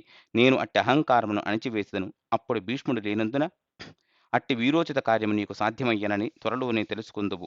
పరశురాముడు నవ్వుతూ నా సవాలును అంగీకరిస్తూ ఇట్లనెను: ఓ భీష్మ, నీ తల్లి గంగ నీ శవమును రాబందులు ఆరగించుట చూచి ఈ రోజే విలపిస్తుందని నీకు హామీ ఇస్తుంటిని. పిమ్మట నేను గౌరవపూర్వకముగా పరశురాముని ఎదుట తలవంచి నమస్కరించి పిమ్మట సత్యవతికి జరగబో ద్వంద్వ యుద్ధము గూర్చి తెలియజేసేందుకు వెళ్ళితిని. తన సవతి తల్లి ఆశీస్సులను పొంది నేను నా వెండి రథమును అధిరోహించి బయలుదేరితిని. అతని రథమును తెల్లటి అశ్వాలు లాగుతుండెను. అతడు తెల్లటి వస్త్రాలు మరియు తెల్లటి కిరీటమును ధరించెను. అతని తలపై తెల్లని ఛత్రము కూడా కలదు. అతడు తెల్లటి చామరలతో వీచబడుతుండెను. నేను మరియు పరశురాముడు త్వరలోనే కురుక్షేత్రములో కలుసుకుంటిమి. మేమిరువురము పరాక్రమము ప్రదర్శించుటకు ఆతృతతో ఉంటిమి. పరశురాముని ఎదుట నేను నా తెల్లటి మహాశంఖమును పూరించితిని. ఆ సమయంలో ప్రధాన దేవతలు, ఋషులు తమ యుద్ధమును చూడదలిచి ఆకాశములో నిల్చుండుటను చూచితిరి. పరశురామునితో వచ్చిన అనేక మంది ఋషులు తమ యుద్ధమును వీక్షించుటకు రణరంగము చుట్టూ గుమికూడిరి. పోరు ఆరంభము కాబోతున్నందున గంగాదేవి నన్ను సమీపించి ఇట్లు అభ్యర్థించెను: పుత్రా, దయచేసి పరశురామునితో యుద్ధము చేయవద్దు. అతడు బ్రాహ్మణుడు. అంతేకాకుండా అతని పరాక్రమము నీవు ఎరుగవు. నీవు ఈ యుద్ధమును మానకున్నచో నేను స్వయంగా పరశురాముని సమీపించి నిన్ను విడవమని వేడుకొందును. నేను ఈ యుద్ధముకు దారితీసిన పరిస్థితులన్నింటినీ తల్లికి వివరించి ఆమెను అంగీకరింప ప్రయత్నించితిని. ఏమైనను నా తల్లి గంగాదేవి పరశురాముని సమీపించి తన కుమారునితో యుద్ధము విరమించమని వేడుకొనెను. అందుకు పరశురాముడు ఇట్లు బదులిచ్చెను: ఓ దేవి, నీవు భీష్ముని వేడుకొనుము. ఎందుకంటే అంబను వివాహము చేసుకోమని నా ఆజ్ఞను అతడు తిరస్కరించుట చేత ఈ వివాదము ఏర్పడెను. గంగాదేవి తిరిగి నన్ను సమీపించెను. కాని నేను ఆమె మాటను తిరస్కరించితిని. అప్పుడు యుద్ధరంగములో ప్రత్యక్షమైన పరశురామునితో నేను ఇట్లు పలికితిని: ఓ బ్రాహ్మణపుత్ర, నేలపై నిలుచుండిన వారితో పోరాడుట నాకిష్టము లేదు. నాతో యుద్ధము చేయదలచినచో దయచేసి రథమును అధిరోహించుము. పరశురాముడు నవ్వుతూ ఇట్లు బదులిచ్చెను: ఓ కురువంశ సంజాతుడా, భూమియే నా రథము, వేదాలు నా గుర్రాలు, వాయువు నా సారథి. నాకు నీకు వలె సాధారణ రథము అవసరము లేదు. అట్లు పలికి పరశురాముడు అనేక బాణాలను అన్ని వైపుల నుండి కప్పివేసెను. మరుక్షణములో జమదగ్నిపుత్రుడు తన సంకల్పముతో సృష్టించిన రథమును అధిరోహించుట నేను చూచెను. అకృతవర్ణుడు సారథిగా ఉన్నట్టి ఆ రథము అన్ని రకాల ఆయుధాలతో నిండి ఉండెను. పరశురాముడు మరో 3 సార్లు బాణాలను కురిపించెను. నేను కాలినడకన తన పూర్వ గురువు వద్దకు వెళ్ళుటకు రథము నుండి క్రిందకు దిగితిని.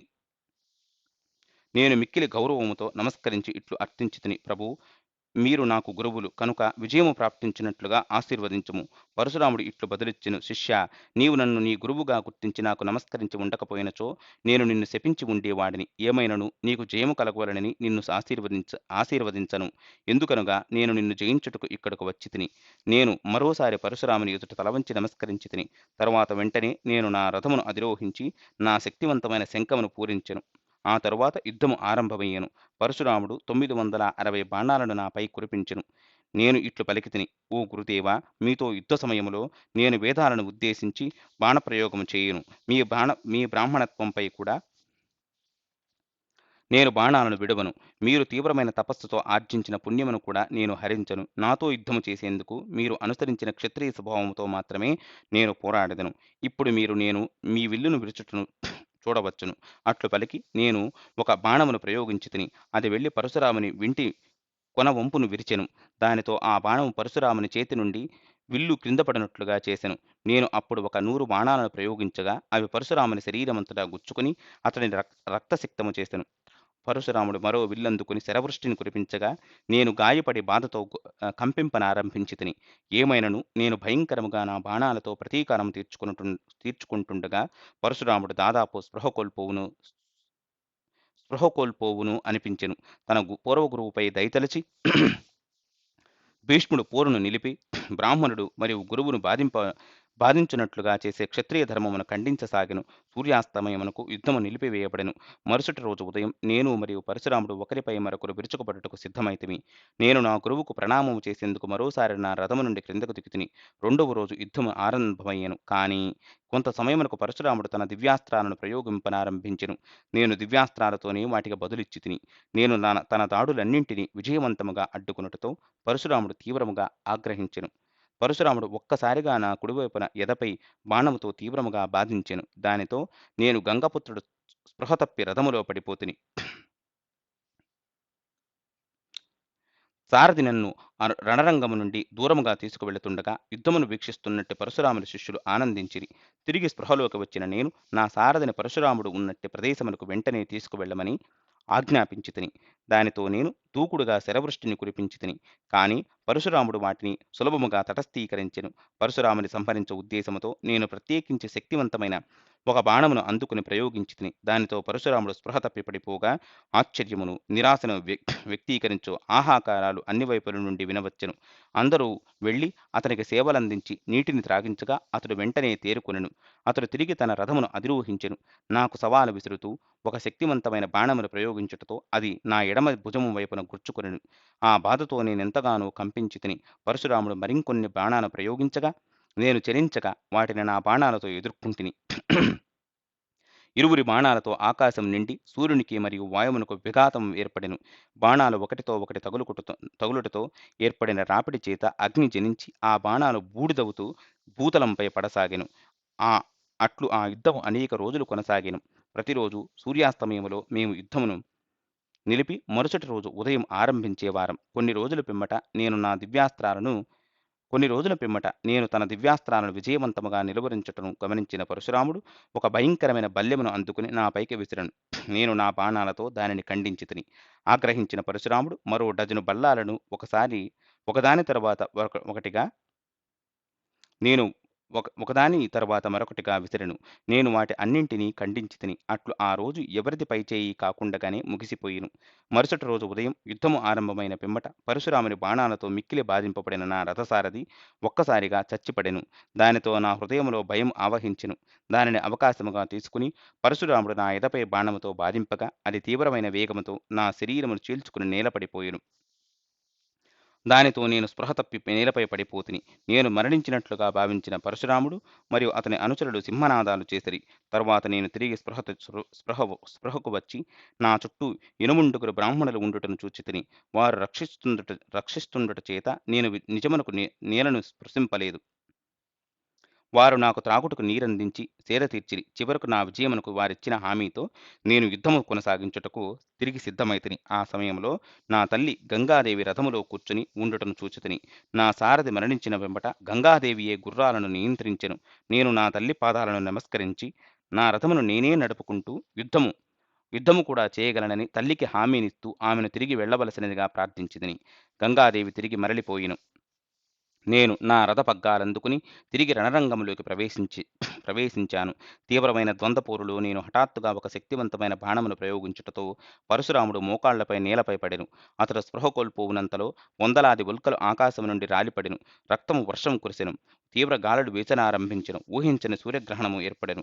పరశురాముడు వెంటనే లేచి యుద్ధమునకు మరోసారి నన్ను సమీపించెను. ఆ విధముగా 23 రోజులు గడిచెను. ఆనాటి రాత్రి ప్రాణాలతో గాయపడిన దేహముతో నేను నిద్రకు ఉపక్రమిస్తూ ఈ విధముగా ఆలోచించితిని.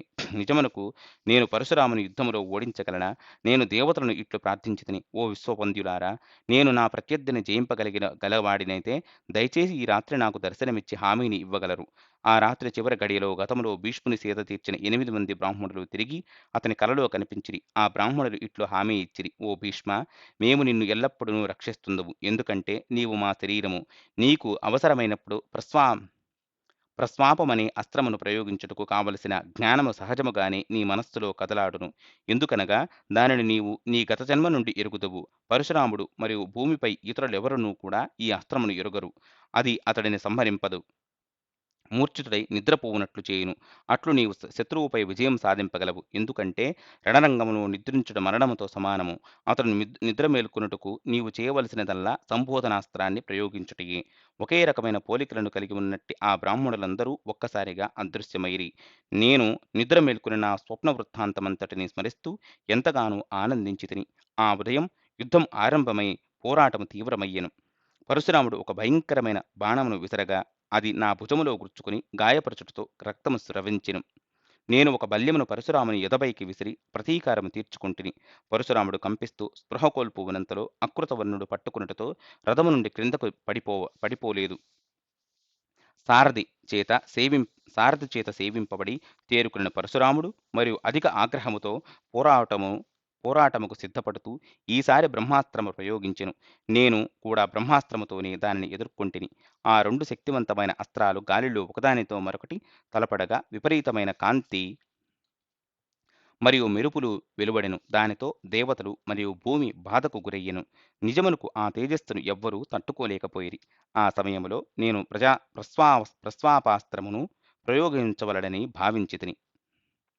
అట్టి అస్త్రమును స్మరించగానే దానిని ప్రయోగించుటకు అవసరమైన మంత్రాలు సహజముగానే నా మనస్సులో కదిలాడెను. అప్పుడు ఆకాశము నుండి దేవతల ఆహాకారాలు బిగ్గరగా నన్ను వారిస్తూ ఇట్లు పలికిరి. కురునందన, ప్రస్వాపాస్త్రమును ప్రయోగింపవద్దు.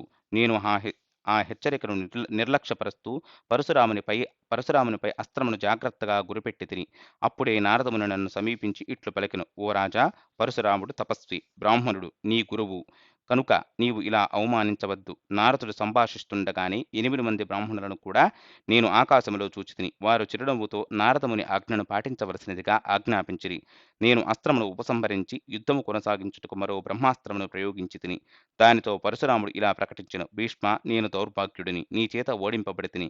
అప్పుడే జమదగ్ని మరియు ఇతర పూర్వరాజులు పరశురాముని ఎదుట ప్రత్యక్షమై ఇట్లు సూచించిరి. పుత్ర, భీష్మునితో నీవు మరింకెన్నడూను యుద్ధము చేయవద్దు. అంతేకాకుండా మరే ఇతర క్షత్రియరాజుతోనూ పోరాడవద్దు. నీవు బ్రాహ్మణుని విధులను ఖచ్చితముగా నిర్వర్తించుటలో నెలకొనుము. వేదపారాయణము, తపస్సు వంటి వాటిని నిర్వహింపుము. గతములో క్షత్రియులందరినీ నిర్మూలించమని నిన్ను ఆజ్ఞాపించితిమి. కాని ఇప్పుడు నీకు ఇదే ఆఖరి యుద్ధము కావాలనని ఆశిస్తుంటిమి. భీష్ముడు అష్టవసువులలో ఒక వసువు. అతడిని అర్జునుడు జయించవలనని భగవంతుని సంకల్పము. పరశురాముడు ఇట్లు బదులిచ్చెను. ఓ పితృదేవతలారా! నేను ఇదివరకు ఎన్నడూను యుద్ధరంగము నుండి వెనుదిరగలేదు. కనుక యుద్ధమును నేను నిలువరించలేను. మీరు భీష్ముని సమీపించి అతడు యుద్ధము నిలువరించుటకు ప్రయత్నించడం మంచిది.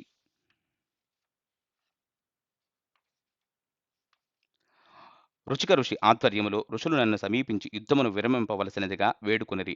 ఏమైనను నేను ఇట్లు బదులిచ్చెను. ఓ పూజ్య బ్రాహ్మణులారా! క్షత్రియ ధర్మముననుసరించి ప్రత్యర్థి యుద్ధము పట్ల ఆతృతగా ఉన్నంత వరకు నేను యుద్ధము నుండి ఎన్నటికిని వెనుదిరగలేను. నిజమునకు గంగాదేవి, నారదముని మరియు ఇతర ఋషులందరూ నన్ను నిలువరించుటకు పదే పదే ప్రయత్నించినా నేను తన భీష్ముడు నేను తన విల్లంబులను విడవక యుద్ధమును కొనసాగించుటకు సిద్ధపడెను.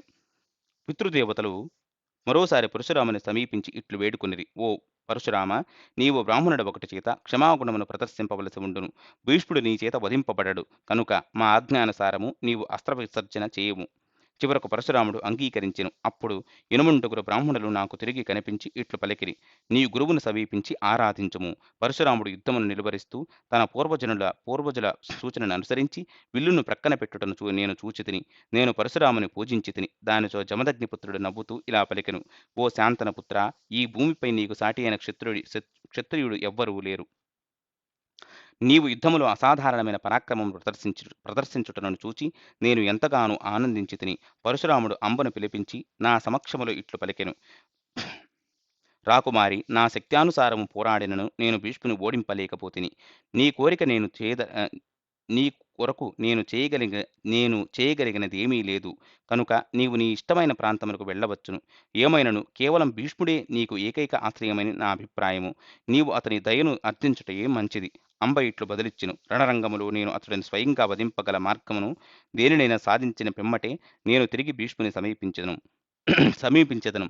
అట్లు పలికి అంబ నా వినాశమును కోరుతూ ఘోర తపస్సు కొరకు అక్కడి నుండి ఆగ్రహముతో నిష్క్రమించెను. పరశురాముడు తన అనుచరులతో మహేంద్రగిరికి బయలుదేరగా నేను హస్తినాపురమునకు నిష్క్రమించితిని. కాని అంబ నిష్క్రమించిన క్షణము నుండి నేను నా ప్రశాంతతను కోల్పోయి గొప్ప నిరాశకు గురైతిని. నేను అంబ కార్యకలాపాలను తెలుసుకొనుటకు కొంతమంది గూఢచారులను నియమించితిని. వారు ఆమె చేష్టలు మరియు పలుకుల గూర్చి యథావిధిగా ప్రతినిత్యము నాకు సమాచారమును అందించేవారు.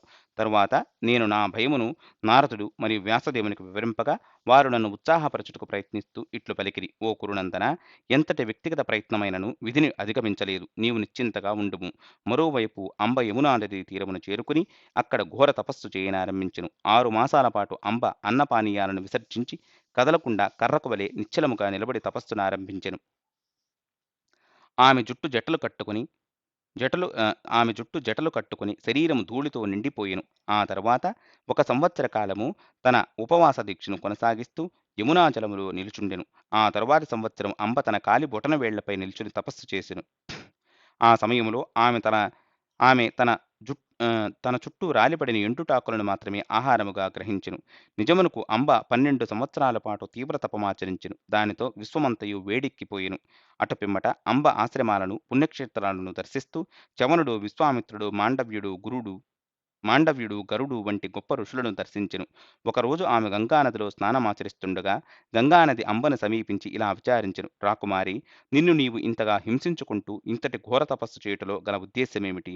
అంబ ఇట్లు బదులిచ్చెను. కురుయోధుడైన భీష్ముని వధించుటయే నా ఏకైక లక్ష్యము. దానితో గంగాదేవి ఆగ్రహించి అంబను ఇట్లు శపించెను. నీవు ఎంతో దుర్మార్గముగా ఆలోచిస్తుంటివి. ఈ శరీరమును త్యజించిన పిమ్మట నీవు ఒక దుష్టనదిగా మారుదువు. అది ఏడాదిలో 8 నెలల పాటు శుష్కించిపోయి ఉండును. వర్షాకాలంలో కూడా నీ నీటిలో స్నానమాచరింపవలనని ఎవరూ కోరుకొనరు. ఎందుకనగా ఆ నదిలో భయంకరమైన మొసళ్ళు ఉండును. అలా శపించి గంగ నిష్క్రమించెను. అంబ వాటిని నిర్లక్ష్యపరుస్తూ తన తపస్సును కొనసాగించెను. ఆమె 10 మాసాలకు ఒకసారి జలమును సేవించేది. ఎంతో కాలముగా అనేక పవిత్ర క్షేత్రాలు తిరిగిన అంబ చివరకు వత్సభూమికి చేరుకొనెను. అక్కడ ఆమె సగం శరీరము గంగ శాపానుసారము అంబనదిగా మారిందని కథనము. వత్సభూమిలో నివసించు ఋషులు అంబను తీవ్ర తపస్సు నుండి విరమించుటకు ప్రయత్నింపజేస్తూ ఆమె దేనిని ఆశించి తపస్సు చేస్తుండెనని విచారించిరి. అందుకు అంబ ఇట్లు బదులిచ్చెను. ఓ మునులారా, నా లక్ష్యం మీ వంటిది కాదు. మీరు మరుజన్మలో ఉన్నత జన్మను సాధింపదలచిరి. కాని నేను భీష్మునిపై ప్రతీకారం తెచ్చుకొనుటకు తపస్సు చేస్తుంటిని. కొంతకాలం పిమ్మట మహాశివుడు అంబకు దర్శనమిచ్చెను. వరము కోరుకోమనెను. అంబ ఆనందముతో శివుడిని పూజించి అటుపిమ్మట భీష్ముడు వధింపబడవలనని కోరెను. పరమేశ్వరుడు ఇట్లు వరమిచ్చెను. రాకుమారి, నీవు నిశ్చింతగా ఉండుము. ఒకరోజు నీవు గంగా మరియు శాంతనుడి పుత్రుని వధింపగలవు. అంబ ఇట్లు ప్రశ్నించెను. ప్రభు, స్త్రీనైన నేను ఎట్లు భీష్ముని వధింపగలను? సదాశివుడు ఇట్లు వివరించెను. వచ్చే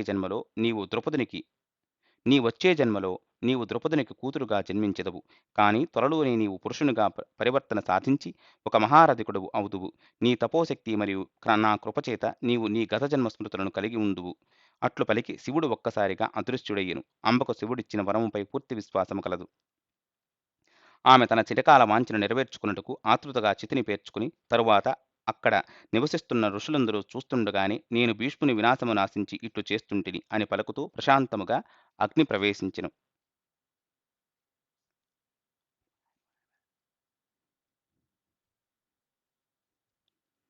ద్రుపద మహారాజు మొదటి భార్యకు సంతానము కలగలేదు. మిక్కిలి చింతితుడైన మహారాజు సంతానము కొరకు శివుని ఆరాధింపనారంభించెను. నిజమునకు మహారాజు నాపై ప్రతీకారము తీర్చుకోగల కుమారుడు కలుగవలడని తపస్సును ఆరంభించెను. కొంతకాలం పిమ్మట శివుడు ప్రత్యక్షమై ఇట్లనెను. నీకు ఒక కుమార్తె కలుగును. కాలాంతరములో ఆమె పురుషునిగా రూపాంతరము చెందును. అతడు నీ ఉద్దేశమును పూర్తి చేయును. కనుక నిశ్చింతుడవై తపస్సును విరమించుము. ద్రుపద మహారాజు తన రాజధానిని తిరిగి చేరుకొనెను. త్వరలోనే అతని మహారాణి గర్భము దాల్చెను. కొంతకాలమునకు ఆమె ఒక అందమైన ఆడశిశువుకు జన్మనిచ్చెను. మహారాజు ఈ విషయమును రహస్యముగా ఉంచి అందరికీ కుమారుడు కలిగెనని ప్రకటించెను.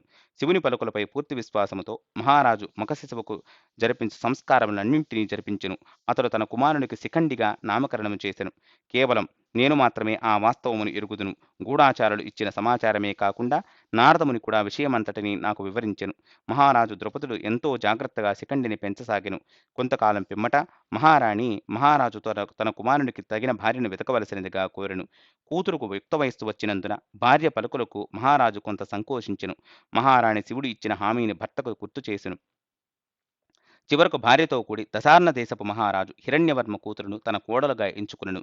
దశార్ణక రాజైన హిరణ్యవర్మ ద్రుపదుని సంబంధమునకు తన అంగీకారమును తెలిపెను. త్వరలోనే వివాహము జరిపింపబడెను. వివాహమైన కొంతకాలముకే హిరణ్యవర్మ కూతురికి తన భర్త నిజమునకు తనకు వలె ఒక స్త్రీ అని తెలిసిపోయెను. ఆమె ఈ విషయమును గొప్ప సంకోచముతోనే తన పరిచారకులకు తెలుపెను. వారు శిఖండి మోసగాడని తెలియజేస్తూ హిరణ్యవర్మ వద్దకు తన దూతలను పంపిరి. ఈ అనూహ్య వార్తను ఎరిగిన రాజు హిరణ్యవర్మ క్రోధముతో తన దూతలతో ద్రుపద మహారాజుకు ఇట్లు సందేశం పంపెను. ఓం పాంచాలాధి ఓ పాంచాలాధీశ, మూర్ఖత్వముతో నీవు చేసిన ఈ మోసముకు ప్రతిచర్యగా నేను నీ బంధువులతో సహా నాశనము చేయదలిచి త్వరలో అక్కడకు వచ్చెదను.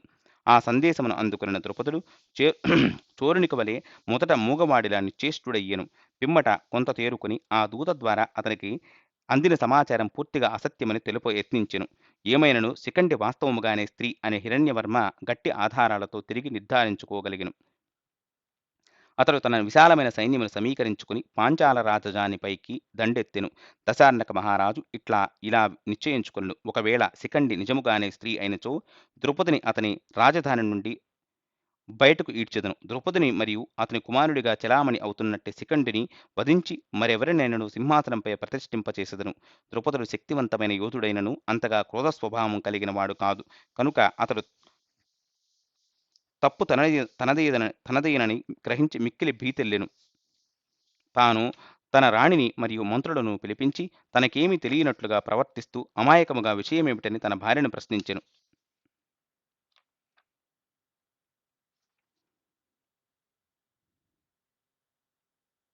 తన భర్త ప్రతిష్టను నిలుపుట కొరకు శిఖండి స్త్రీతత్వమును దాచిపెట్టినది తానేనని వివరించెను. అట్లు హిరణ్యవర్మ సంబంధము నిశ్చయించుకొనుటలో తన తప్పేమీ లేదన్నట్లుగా నటిస్తూ ద్రుపదుడు రాజ్యరక్షణ కొరకు సన్నద్ధము కావలసినదిగా మంత్రులను ఆజ్ఞాపించెను. ద్రౌపదుడు మరియు అతని మహారాణి జరగబోయే యుద్ధమును తలుచుకుని తీవ్ర నిరాశకు గురైరి. శిఖండి తన తల్లిదండ్రుల దుఃఖమును చూచి అందుకు తానే కారణమని గ్రహించి సిగ్గుపడెను. అపరాధ భావనతో బాధపడిన శిఖండి చివరకు ఆత్మహత్య చేసుకోదలచెను. భారీ హృదయముతో తండ్రి రాజభవనము విడిచి తన ఒక నిర్జనారణ్యములోకి ప్రవేశించెను. ఆ అడవి స్తునాకర్ణుడు అనే యక్షుని వేట స్థలమైనందున అక్కడ జనసంచారము లేదు. అక్కడ స్థిరముగా కూర్చుని శిఖండి అనేక రోజులుగా నిరాహారముగా ఉండెను. ఆమెను చూచిన యక్షుడు దయతలచి, సుందరి, ఈ కీంకారణ్యములో ఎందుకు ఇట్లు చేస్తుంటివి? నేను నీకు ఏ విధముగానైనా తోడ్పడగలనా అని విచారించెను. గొప్ప నిరాశతో శిఖండి ఇట్లు బదులిచ్చెను. అయ్యా, నాకెవ్వరూ తమ సహాయమును అందింపలేరు. శిఖండి తన జన్మ వృత్తాంతమంతటిని యక్షునికి తెలిపి తన కారణముగా తన తండ్రి ఎట్లు దశార్ణక మహారాజు చేతిలో బడబోతున్నాడో వివరించెను. చివరకు ఆమె ఇట్లు వేడుకొనెను. ఓ యక్ష, నా తండ్రిని మరియు నన్ను రక్షించుటకు నీవు దయచేసి ఏదైనను చేసి నేను పురుషునిగా రూపాంతరము చెందినట్లుగా అనుగ్రహించుము. అప్పుడు స్తునాకర్ణుడు ఆ విషయమును గురించి కొంత సమయము ఆలోచించెను. అతడు అదివరకే ఆమెకు సహాయం చేసదనని తెలిపినందున శిఖండి అలా వచ్చుటను విధి సంకల్పములో భాగముగా భావించి ఆమె తన ఇబ్బందిని అధిగమించేంత వరకు తన పురుషత్వమును ఆమెకు బదిలీ చేసి ఆమె స్త్రీత్వాన్ని తాను వహించుటకు అంగీకరించెను. హిరణ్యవర్మ మహారాజు తన రాజ్యమును విడిచి వెళ్ళినంతనే అతని పురుషత్వమును తిరిగి అతనికి ఇచ్చుటకు శిఖండి కూడా అంగీకరించెను. స్తునాకర్ణుడు స్త్రీగా మారగా శిఖండి పురుషుడిగా రూపాంతరము చెంది తన తండ్రి రాజభవనమునకు వెళ్ళెను. జరిగిన విషయమంతటినీ ఎరిగిన ద్రుపదుడు ఎంతగానో సంతోషించెను. తన సైన్యముతో కూడి వేగముగా వస్తున్న హిరణ్యవర్మకు ద్రుపదుడు వెంటనే ఒక సందేశమును పంపెను. శిఖండి స్త్రీ అను వాదం పూర్తిగా అవాస్తవము.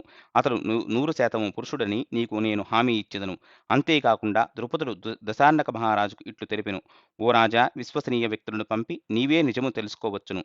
ఆ సందేశమును హిరణ్యవర్మ కొంతమంది యువతులను శిఖండి పురుషత్వ స్థితిని ఎరుగుటకు పంపిరి. వారు తిరిగి వచ్చి శిఖండి ఒక శక్తివంతుడైన పురుషుడని మహారాజుకు ఆనందముగా తెలియజేసిరి. దానితో హిరణ్యవర్మకు గొప్ప ఉపశమనము లభించెను. అతడు ద్రుపదుని సమీపించి తాను క్షమాభిక్షను కోరెను. మహారాజులు ఇరువురు కొన్ని రోజుల పాటు సంతోషముగా గడిపిరి. హిరణ్యవర్మ శిఖండికి అనేక రకాల విలువైన కానుకలను అందించెను. చివరకు తన కూతురును గట్టిగా మందలించి తన రాజధానికి తిరిగి వెళ్ళిపోయెను. మరోవైపు కుబేరుడు స్తునాకర్ణుని కలుసుకొనుటకు అడవికి వచ్చెను. యక్షుని గృహముకు అరుదించిన కుబేరుడు అది చక్కగా పూలతో అలంకరింపబడి ఉండుటను, సుగంధ పరిమళాలతో చక్కటి సువాసనలు వెదజల్లుటను చూచి ఎంతగానో ఆశ్చర్యపోయెను. ఏమైనను స్తునాకర్ణుడు తనను ఆహ్వానించుటకు స్వయంగా రాకపోవుటతో కుబేరుడు ఆగ్రహించి కారణమును విచారించెను. అక్కడే నివాసం ఉంటున్న మరికొందరు యక్షులు కుబేరుని చేరి ఇట్లు వివరించిరి. హే ప్రభు, కొన్ని కారణముల చేత స్తునాకర్ణుడు తన పురుషత్వమును ద్రుపదుని కూతురుకు బదిలీ చేసి ఆమె స్త్రీతత్వాన్ని తాను స్వీకరించెను. దానితో స్త్రీ రూపంలోని స్తునాకర్ణుడు నిన్ను ఆహ్వానించుటకు రాలేకపోయెను. కుబేరుడు ఆగ్రహముతో ఇట్లు ఆదేశించెను. స్తునాకర్ణుడి వెంటనే ఇక్కడకు తీసుకురమ్ము, నేనతనిని శిక్షించెదను. స్తునాకర్ణుడు స్త్రీ రూపంలో భయముతో సంకోచిస్తూ వచ్చి కుబేరుని ఎదుట నిల్చుండెను. ధనపతి అతడిని ఇట్లు శపించెను. ఈ పాపాత్ముడు యక్షజాతిని అవమానపరిచినందున ఈ విధముగా స్త్రీ రూపంలోనే ఉండుగాక. ఇతర యక్షులు శాపమునకు ఇతర యక్షుల శాపముకు పరిమితిని నిర్ణయింపవలసినదిగా కుబేరుని ప్రార్థించిరి. చివరికి అతడు శిఖండి మరణం పిమ్మట స్తునాకర్ణుడు తన పురుషత్వమును తిరిగి పొందును అని అనుగ్రహించెను. అటు పిమ్మట కుబేరుడు నిష్క్రమించెను. శిఖండి తాను పొందిన పురుషత్వమును తిరిగి ఇచ్చుటకు స్తునాకర్ణుని సమీపించెను. స్తునాకర్ణుడు శిఖండి నిజాయితీకి ఎంతగానో సంతోషించెను. కుబేరుడు తనను శపించిన విధానము శిఖండికి తెలియజేసెను. నిజమునకు తనకు ఏర్పడిన దురదృష్టం విధిని అనుసరించే జరిగినదని అనివార్యమని స్తునాకర్ణుడు భావించెను. ఎదురు దెబ్బ తగిలిన స్తునాకర్ణుడు శిఖండికి సంతోషముగా అభినందనలను తెలియజేసెను. శిఖండి పురుషునిగానే నగరమునకు తిరిగి వచ్చుటను చూచి ద్రుపదుడు ఎంతగానో సంతోషించెను. దానితో అతడు వెంటనే తన కుమారుని యుద్ధ నైపుణ్యములో శిక్షణ కొరకు ద్రోణాచార్యునికి అప్పగించెను. భీష్ముడు ఇట్లు పలికెను. దుర్యోధన, నేను అనేక మంది గూఢాచారులను నియమించి వారిని ద్రుపదుని రాజ్యమునకు పంపుట ద్వారా దీనినంతటినీ తెలుసుకోగలిగితిని. కొంతమంది గూఢాచారులు మూఢులుగాను మరికొంతమంది అంధులుగాను నటించిరి. అట్లు వారు ఎంతో నైపుణ్యముతో తమ వృత్తి ధర్మాలను నిర్వర్తించిరి. మహారాజా, శిఖండి ఆయుధాలతో నాపై దాడి చేసినను నేను నా బాణాలను విడుచుటయే కాదు, నేను అతని వైపుకు దృష్టిని కూడా సారించను. నేను ఎన్నడును ఒక స్త్రీని గాని, స్త్రీ పేరు కలిగిన వారితో గాని, స్త్రీ ఆకారము కలిగిన వారితో గాని ధర్మజ్ఞుడు నన్ను విమర్శించినను నేను యుద్ధము చేయననేది నా దృఢ ప్రతిజ్ఞ. భీష్ముని ఈ పలుకులను వినిన దుర్యోధనుడు అవి గొప్ప వీరునికి తగినట్లుగా ఉండినని భావించెను. రాత్రి గడిచి తెల్లవారగానే మరోసారి దుర్యోధనుడు భీష్ముని సమీపించి ఇట్లు ప్రశ్నించెను. పితామహ, ఒంటరిగా పాండవ సైన్యమంతటిని నిర్మూలించుటకు మీకు ఎన్ని రోజులు పట్టును? భీష్ముడు ఇట్లు బదిలిచ్చెను. యుద్ధ నియమాలను అనుసరించి ప్రత్యర్థి హోదాను అనుసరించి పోరాడవలసి ఉండును. అట్లు నేను రోజుకు 10,000 పదాతి దళాల యోధులను మరియు 1000 మంది రథయోధులను సంహరింపగలను. ఒకవేళ నేను దివ్యాస్త్రాలతో అవి ఒకేసారి 100 మరియు వేలాది మందిని వధింపగలవు. అలా ఒకవేళ నేను దివ్యాస్త్రాలతో భారీ మొత్తంలో దాడి చేసినచో పాండవ సైన్యమంతటిని సుమారు 1 నెల రోజులలో నాశనము చేయవచ్చును. దుర్యోధనుడు ఇదే ప్రశ్నను ద్రోణుడు, కృపుడు, అశ్వత్థామ మరియు కర్ణుని వంటి ఇతర అతిరథులనందరినీ అడిగెను. ద్రోణుడు ఇట్లు బదిలిచ్చెను. నేనిప్పుడు వృద్ధుడనైతిని. ఏమైనను నేను వాంఛించినచో పాండవుల సైన్యమును నిర్మూలించుటకు నాకు కూడా 1 నెల రోజులు అవసరమగుననేది నా భావన. కృపుడు తనకు 2 నెలలు పట్టునని అంచనా వేసెను. అశ్వత్థామ పాండవ సైన్యమంతటిని నిర్మూలించుటకు 10 రోజులు చాలునని భావించెను. కర్ణుడు ప్రతిపక్షమును 5 రోజులలో నాశనమును చేయగలనని ప్రతిజ్ఞ చేయగా భీష్ముడు బిగ్గరగా నవ్వి ఇట్లు పలికెను. సూతపుత్ర, శ్రీకృష్ణార్జునులను రణరంగములో ఎదుర్కొనంత వరకే ఇట్లు నీవు నీ ఇష్టానుసారము ప్రగల్భాలు పలకవచ్చును. గూఢాచారులు ఈ వృత్తాంతమంతటిని యుధిష్ఠిర మహారాజుకు విన్నవించిరి.